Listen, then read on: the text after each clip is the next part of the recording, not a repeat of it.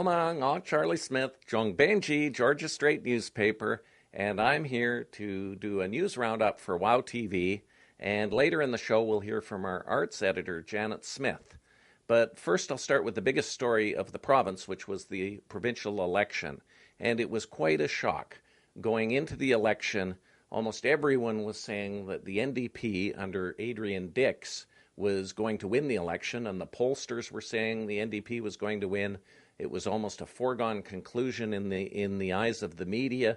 And then when they started counting the votes, it was quite a shock, and a shock to many Liberals, because it turned out that the BC Liberal Party was re-elected and winning 50 seats across the province. There are 85 seats in the legislature. The NDP won 33, one independent in Delta South. Vicky Huntington was re-elected, and a Green Party member, Andrew Weaver, who's a professor at the University of Victoria, was elected in Oak Bay, Gordon Head, and that made history. It was the first time a member of the Green Party had ever been elected to the BC legislature. There's a Green member of Parliament, Elizabeth May, but the first time in the province. So this election is very significant in terms of what it means for the province, because nobody expected the Liberals to win. Everyone was looking at what the NDP was promising and assuming that that was what was going to happen. One of the turning points in the election was when the NDP said it was opposed to the Kinder Morgan pipeline, which is a second pipeline that's proposed to bring oil from Alberta. This one would come to Burnaby and then result in the export of a lot of oil tankers to Asia, presumably. And then the other pipeline was the Enbridge pipeline, which is proposed, which would go to Kitimat and result in the export of oil from Alberta to Asia as well. So in the middle of the campaign on Earth Day, Adrian Dix said that he opposed the Kinder Morgan pipeline, and the Liberals took advantage of that and said that suggested that the NDP was opposed to economic development. One of the consequences of this election could be on public transit in the Lower Mainland, because the NDP was going to take part of the carbon tax and put it into transit projects, and there was a belief that that could lead to the approval of rapid transit in Surrey and possibly in Vancouver to UBC. Because what the president of UBC, Stephen Toop, has been arguing for, and the mayor of Vancouver, Gregor Robertson, is they want a rapid transit project going from Commercial Drive to UBC. And what they're suggesting is a subway underneath Broadway, along the Broadway corridor to the Point Grey campus. Well, what happened in the election has changed the dynamics, because Christy Clark was the member of the legislature for Vancouver Point Grey, but she lost her own seat. So basically the area that includes UBC has voted against the premier, but she's still going to be the premier because she won the most seats in the legislature. So the provincial government in Canada actually has enormous powers.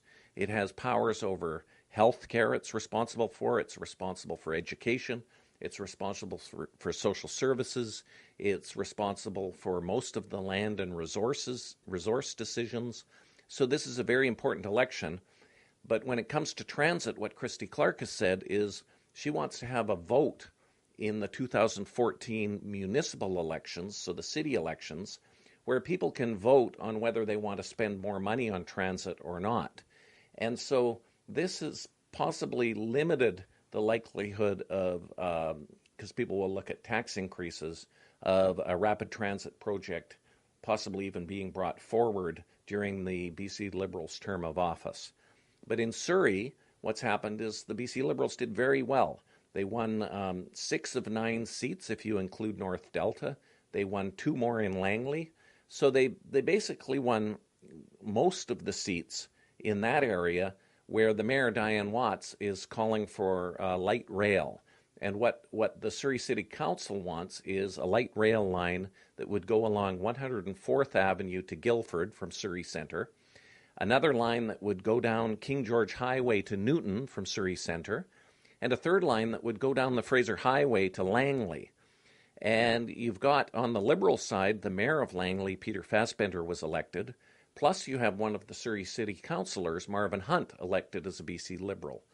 So I think what we're looking at from a transit perspective is that Surrey is going to have enormous influence, and they're also helped by the fact that the Conservative government has many members of Parliament from that area of the Lower Mainland, and they don't control the west side of Vancouver, which is represented by a federal Liberal named Joyce Murray.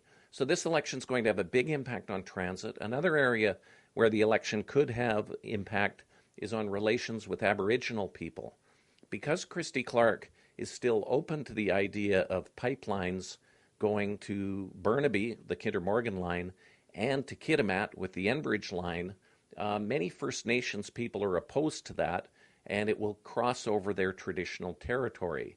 Another issue where the First Nations are not happy right now is about a third pipeline which will carry natural gas for the purpose of exporting to Asia. And so these are going to be some issues that we're going to be keeping an eye on, is how the relationship proceeds between First Nations people and the BC government with the Liberals elected.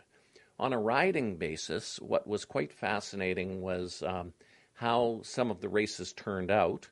Teresa Watt was elected for the BC Liberals in Richmond Centre, and Richard Lee was elected for the BC Liberals in Burnaby North. So there are two members of Chinese descent in the Liberal caucus. But in Vancouver, what happened was there were very few people of color who were elected to the legislature.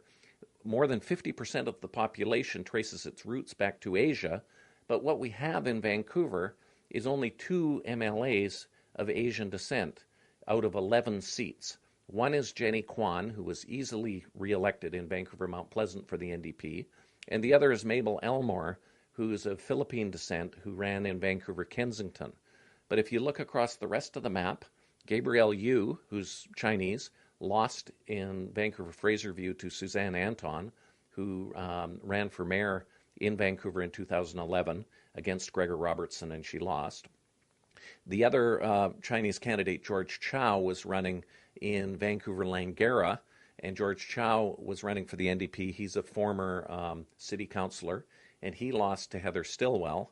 And out in Richmond, Frank Wong, who is a Chinese language newspaper editor, was running for the NDP, and he lost to Teresa Watt.